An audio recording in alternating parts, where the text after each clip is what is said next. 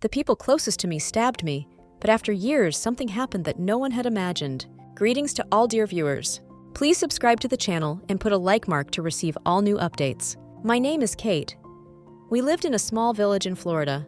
I am in love with my beloved and companion, whom I grew up with from school days to university, John.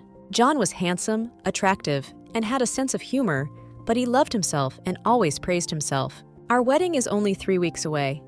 John and I had sent invitation cards to everyone invited. John and I were counting down the days and nights to complete our dream marriage. We loved each other, especially me. I was very beautiful, but I was melting in love with John and would not see any man other than him. We went to the hospital to undergo premarital tests. I went to my mother and told her, "I don't know, Mama. I'm nervous and afraid. I constantly have disturbing dreams." My mother replied, "Don't be afraid, Kate. Everything is fine. They are just meaningless dreams."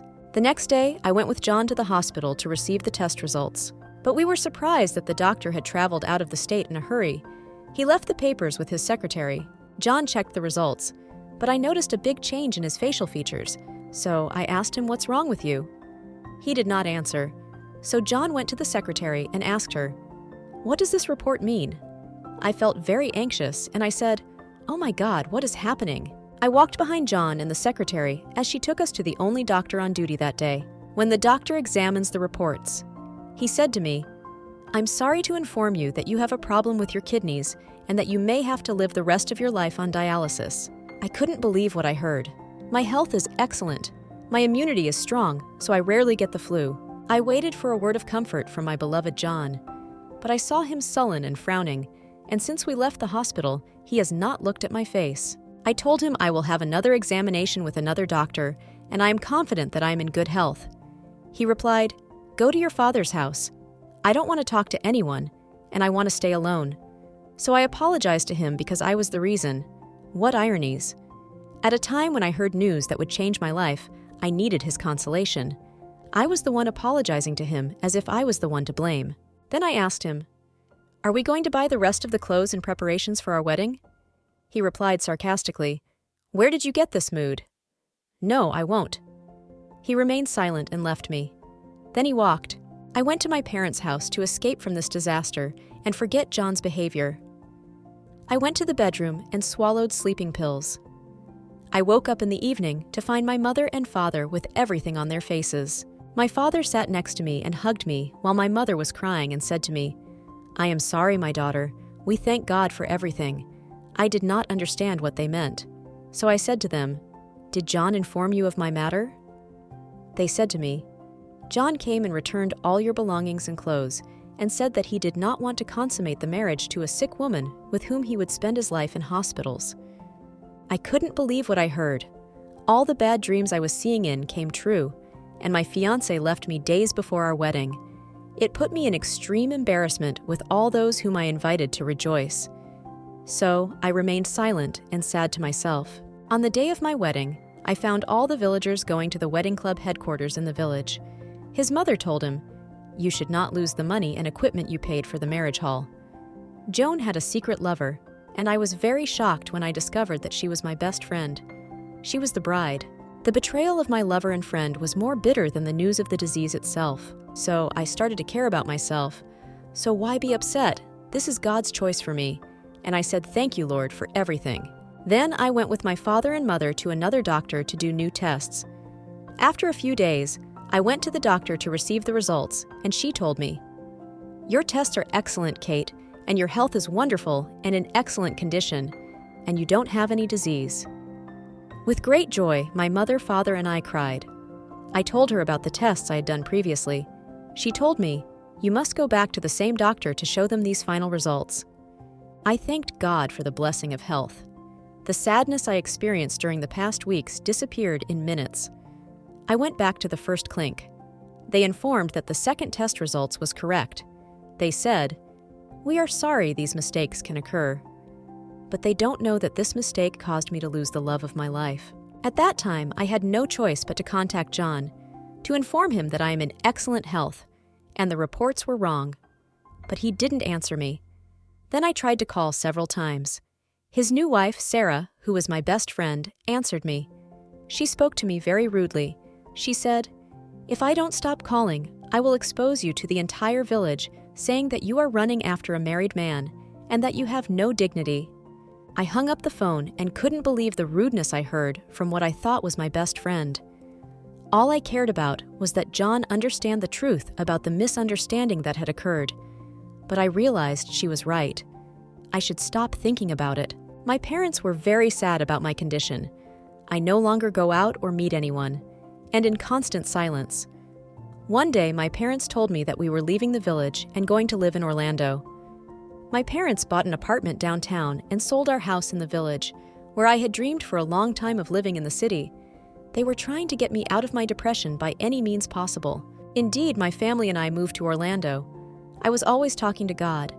I pray for Him to forget what happened to me and make up for me. One day, I was climbing the stairs of the building quickly and without concentration when I bumped into a handsome and elegant young man who showed signs of grace and sophistication. We apologized to each other and laughed about the situation. We talked about some things.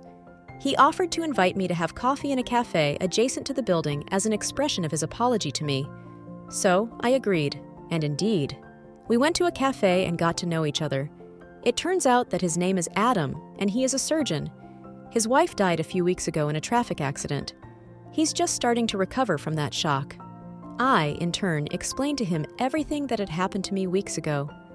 This meeting was the beginning of the most beautiful, purest, and truest love story. A year later, Adam and I got married, and my whole situation changed. It is as if, for the first time in my life, I know the meaning of happiness and the meaning of love. Adam made me forget everything that happened to me. I kept looking at myself in the mirror as if I was seeing another woman who had been born again. I have never been as satisfied and happy with myself as I am now. When I found out that I was pregnant, my happiness was indescribable. My mother and father's joy was indescribable. Adam's mother was also a very kind and compassionate woman, the opposite of John's mother. 3 months later, Adam and I went to the hospital to check on the pregnancy. I learned from the doctor that the fetus was fine and that it would be a boy, so Adam got up, hugged, and kissed me out of extreme joy. I left the doctor's office and waited in the lobby for my husband to buy the vitamins the doctor recommended. I didn't expect to meet John in this place after all this time. I saw him face pale and losing half his weight. He was sitting alone sadly at one of the hospital entrances, so I called him. "Are you John? And what are you doing here?" He looked at me in surprise, and he said, "How are you, Kate? Where are you?" He looked at my stomach and knew that I was pregnant. Suddenly, my husband came, and I introduced them to each other. I told my husband that this is John, my neighbor, who I grew up with. So Adam greeted him. He said to him, "I hope you're healthy and safe." Then John looked at me and said, "I'm sorry for everything I did to you. The test results that initially appeared about kidney disease were for him, not for me." He knew this late after feeling tired recently, but unfortunately, he knew it too late. I told him that I had called you several times to tell you that perhaps you were the one concerned, but you didn't answer me. My husband interrupted me and said we have to go, so you should rest. John asked, "Do you have someone to take you to your village?" Then John's eyes filled with tears, and he said, his wife Sarah abandoned him and asked for a divorce when she learned of his illness. True. As you condemn, you will be condemned. My husband offered John to drive him to the village, but John refused. He looked at me with a look of complete regret and remorse. My husband took my hand and was very happy. He didn't even let go of my hand while driving the car. I remained lost in thought and felt God's generosity and hidden kindness. 2 years ago, all I could hope for was to marry my beloved John. I did not see anyone else in this universe. But God's measures saved me from what I wished for. John's truth came out with the first problem we faced together. I was ready to live my whole life with him to serve him and care for him during his illness. But now I thank God. In fact, no one knows what fate has in store for us. God's destinies are always thousands of times better and more beautiful than what we choose for ourselves. Therefore, do not be saddened by any treacherous blow you have received. And don't feel any regrets. Trust that God has wisdom in this matter, and that you will know it one day.